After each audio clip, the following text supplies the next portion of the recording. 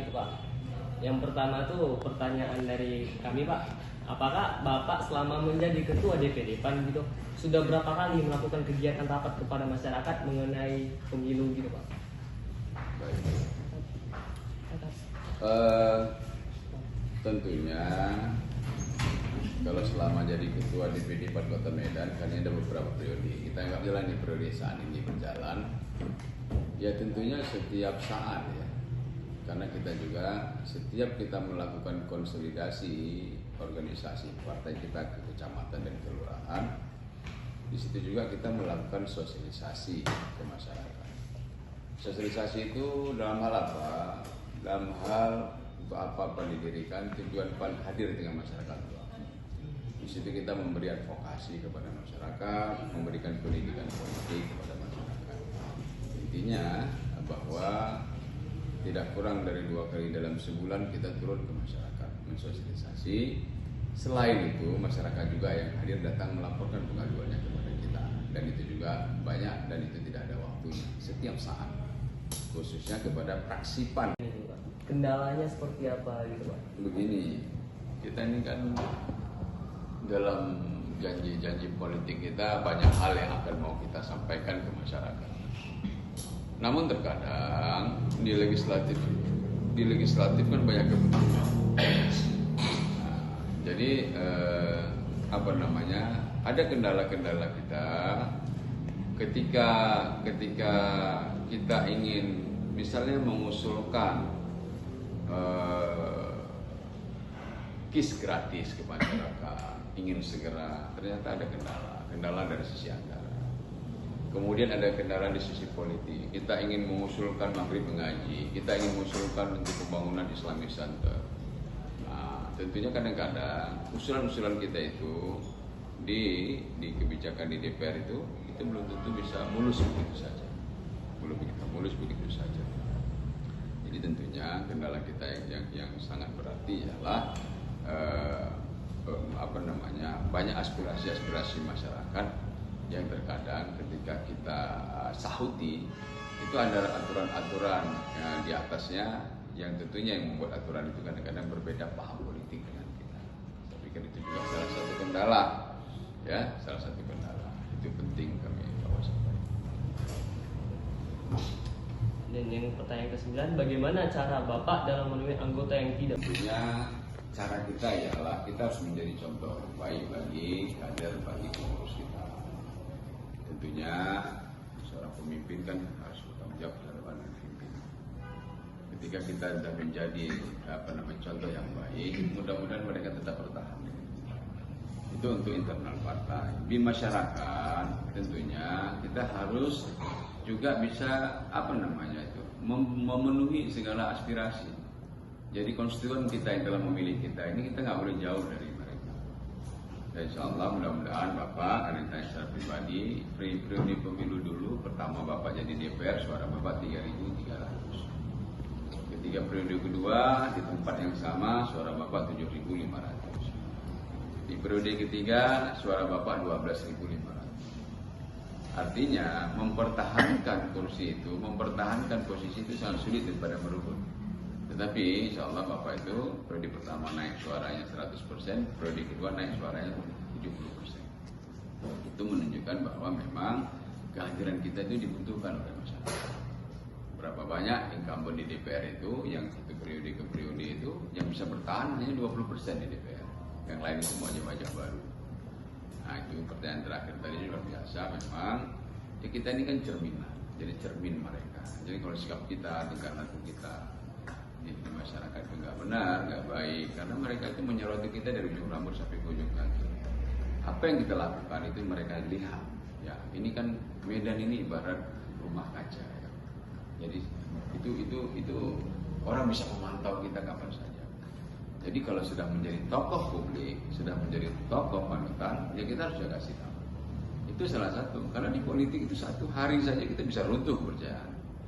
Apalagi misalnya hari ini kan kita nggak tahu nih antara tentang status hukum benar salah abu-abu sehingga banyak menyeret orang untuk masuk ke dalam hal-hal kasus-kasus misalnya. Ya kita mudah-mudahan kita terhindar dari itu. Saya pikir yang terakhir tadi. Jadi bagaimana kita menjaga elektabilitas, menjaga kredibilitas, kemudian kita harus punya kapabilitas. Itu semua memang harus kita jaga. Nah, jadi memang jangan sampai kemudian apalagi Bapak sebagai pimpinan di sini tidak hanya kepada masyarakat, terhadap seluruh kader yang ada di daerah, kecamatan, di kelurahan. Oke. Baik, tadi 10 pertanyaan sudah Bapak jawab dengan sangat konkret ya Pak ya. Saya pun mendengarkannya pun ini pas lah jawabannya. Dan semoga saran aspirasi saya sih Pak. Dan semoga Partai Amanat Nasional ini tetap ada di samping rakyat dan juga selalu membela hak-hak rakyat gitu Pak. Karena kita lihat sendiri bagaimana partai-partai politik untuk menjaga nama-nama partainya ataupun ada pun oknum-oknum partai politik gitu Pak, sangat mengambil mengambil kesempatan di saat dia berkuasa dan juga sangat menyengsarakan rakyat gitu Pak. Jadi saya berharap di PAN ini semoga tetap ada harapan bagi masyarakat Kota Medan Pak. Dan juga semoga ilmu yang telah Bapak berikan kepada kami akan bermanfaat bagi kami, dan juga semoga kami ini juga bisa mengikuti gimana Bapak gitu sebagai ketua DPR, wakil ketua DPRD ya Pak. Jadi mungkin ada yang lain yang ingin. Silakan. Ananda, silakan tanya aja. Beda. Oh Pak. Oh beda. Karena nanti kalau misalkan tugas Pak, nggak mungkin sama-sama kan Pak. Baik, sekian dari kelompok kami Pak. Mohon maaf bila ada salah kata, perbuatan ataupun sikap Pak, tolong dimaafkan. Kepada Allah saya mohon ampun. Nun wal kalami wa ma yasturun billahi fisabilil haq fastaqimul khairat. Wassalamualaikum warahmatullahi wabarakatuh. Waalaikumsalam. Pak, boleh sesi dokumentasi? Oh iya. Struktur pengurusan DPD PAN di Kota Medan dalam pasca pemilu tahun 2019 kemarin Pak. Apakah ada yang berubah ataupun ada yang malah masih tetap saja gitu? Ya baik. Struktur itu di partai ini tidak ada kaitannya dengan pemilu ya. Kalau di partai politik itu struktur organisasi partainya itu diatur di dalam setiap kongres. Ada kongres, ada musyawarah besar. Kalau kita kongres, dari hasil kongres di situ akan digodok, kemudian lahirlah ADRT. Kalau ada evaluasi ADRT-nya, strukturnya, maka kemudian ada pedoman partai, ada juklak, ada juknis. Nah, disitulah nanti dari pusat akan menurunkan bagaimana struktur organisasi. Sampai hari ini kita punya struktur tetap. Kalau di pusat namanya DPP, kemudian di wilayah namanya DPW, di daerah ada DPD, Kota Medan ini DPD, di kecamatan DPC, kemudian di kelurahan itu kita memakai istilahnya DPRT, Dewan Pimpinan Ranting. Jadi sampai saat ini struktur kita baik sebelum pemilu maupun setelah pemilu masih tetap sama. Berarti dari pertanyaan ketiga tadi struktur apa tadi ya? Ya. Struktur di kepengurusan di DPD PAN ini masih tetap sama ya Pak. Baik, langsung yang keempat, bagaimana pola hubungan antara DPD PAN di Kota Medan dengan sayap-sayap lainnya, dengan koalisi-koalisi lainnya gitu, Partai politik lainnya? Ya. Ya, baik. Jadi kalau dikatakan pertanyaannya dengan sayap, berarti itu internal partai. Karena partai itu punya sayap partai, yaitu BM-PAN, UUAN, itu sayap. Kalau di Muhammadiyah itu namanya Orkom. Oh iya. Ormin ya. Iya. Oh berarti kalau dengan mitra partai politik, tentunya kita harus punya hubungan yang baik. Karena kita nggak bisa hidup sendiri. Apalagi ketika kita di partai ini kita punya kader-kader kita yang ada di legislatif. Tentunya untuk legislatif itu kan sistem demokrasi itu kan harus punya suara terbanyak untuk melahirkan sebuah aturan. Maka kita perlu melakukan komunikasi politik dengan mitra kita dari partai politik yang lain. Jadi makanya kita harus punya hubungan khususnya yang satu tujuan, khususnya yang satu haluan yang punya kepentingan yang sama untuk kepentingan masyarakat ya. Tentunya ini penting kita membangun komunikasi politik dengan mitra-mitra partai politik yang lain, Karena dalam mengusulkan, dalam menggodok, mengagendakan sesuatu aturan, itu kita harus punya dukungan politik. Kita tahu di dalam demokrasi kita dengan sistem one man one vote, suara terbanyak, dan makanya di DPR itu sendiri dalam menggolkan semua aturan itu kita harus suara terbanyak. Kita tahu misalnya melahirkan sebuah peraturan daerah saja itu harus disetujui oleh 2/3 anggota dewan yang ada. Bayangkan kita butuh dukungan yang lebih kuat, ya. Maka gak heran kita lihat selama ini istilah di dalam partai politik itu koalisi, ya. Oke. Betul sekali. Tadi bukan sayap-sayap tadi. Ya. Saya rasa. Aman. Baik, yang kelima, bagaimana proses penyiapan pemilu dari Partai PAN sendiri untuk tahun 2024 di Kota Medan ini, Pak? Baik, ini paling penting ingin Bapak sampaikan. Salah satu agenda untuk mempersiapkan proses pemilu ini baru saja semalam kita, salah satu ya agenda yang sangat penting ialah kita baru melaksanakan rapat kerja daerah di Hotel Emerald Garden baru semalam hari Selasa, ya. Di sana kita merumuskan berbagai agenda-agenda. Yang pertama, kita tahu agenda pemilu 2024 itu sangat padat, ya. Selain pemilu presiden, pemilu legislatif, dan pemilu pilkada. Perlu Bapak sampaikan bahwa pemilu legislatif itu di bulan Februari sama dengan pilpres. Dan di bulan November 2024 itu pilkada. Nah, bayangkan saja prosesnya itu, sehingga setiap partai politik termasuk PAN harus sudah mempersiapkan diri. Yang pertama persiapannya apa? Konsolidasi. Nah, konsolidasi. Kemudian setelah konsolidasi, sosialisasi di masyarakat. Nah, kemudian mempersiapkan saksi-saksi. Nah, kemudian kita membangun koalisi karena kita ada pilpres. Kita tahu kita punya koalisi terbaru ini juga yang update yang jadi kami baru tahu kita punya koalisi Indonesia Bersatu hari ini. Kita sudah cerita duluan, ini penting ya. Ini bisa nilai A+. Bapak sampaikan sama kalian bahwa koalisi Indonesia Bersatu juga kita bangun koalisi karena nggak mungkin nggak berkoalisi. Syarat calon presiden itu harus 20%. Partai itu harus berkoalisi. Jadi persiapan kita sudah jauh-jauh hari. Namun secara politik agenda-agenda yang sangat penting itu kemarin sudah kita rumuskan di dalam rapat kerja daerah yang insya Allah nanti akan kita implementasikan di setiap jenjang kita, yaitu baik kecamatan maupun kelurahan. Baik konsolidasi secara internal maupun sosialisasi secara eksternal di masyarakat, ya. Dan yang keenam ya Pak, Mantap pertanyaan.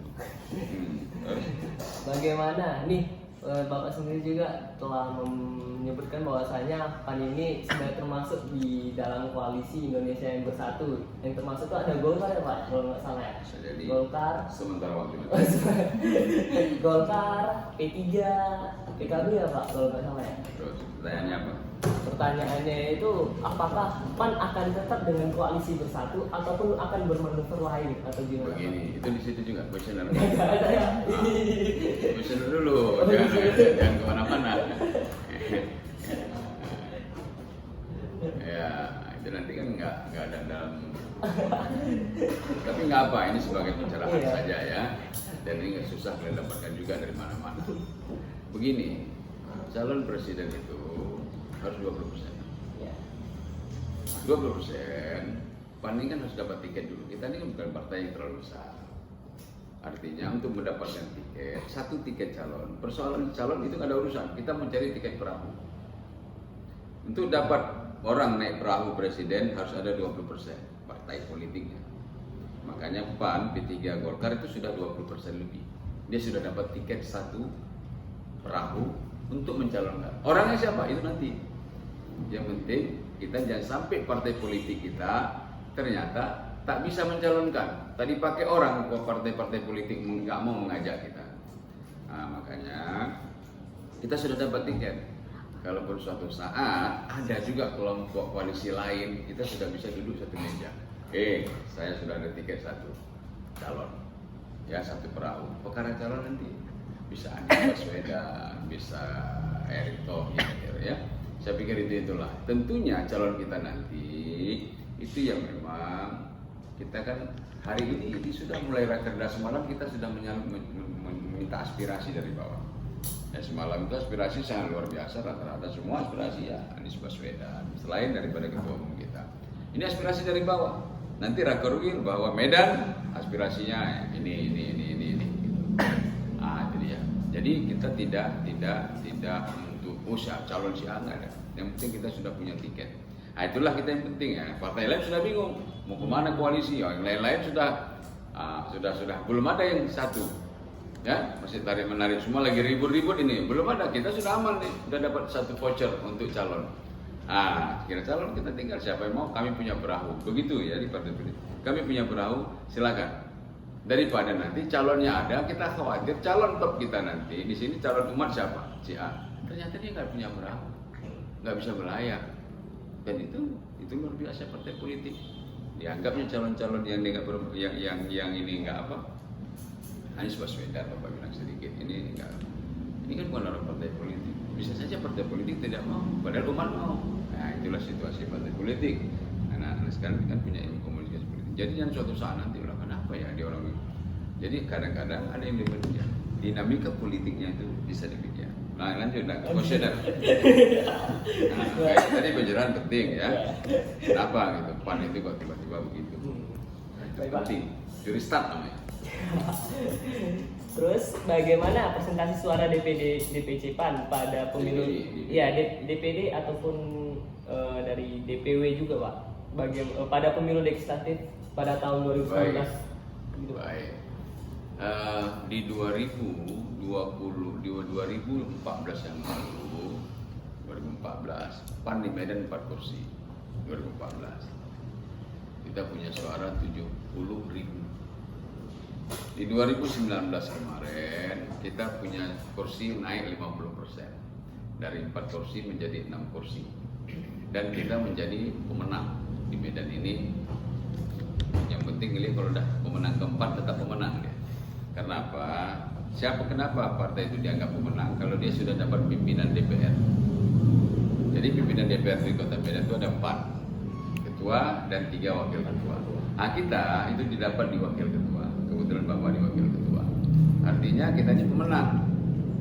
Jadi 4 besar. Dengan suara 111.000 dari 70.000 111.000. Artinya alhamdulillah kita itu naik suara kita hampir, kalau dari kursi kita naik itu di 50%, dari suara kita naik sekitar 40%. Nah, jadi tentunya ini kan kepercayaan daripada masyarakat itu semakin tinggi kepada kita. Itu untuk Kota Medan ya. Bapak kamu cerita yang lain dari Kota Medan. Itulah dia. Baik Pak. Wilayah kan nanti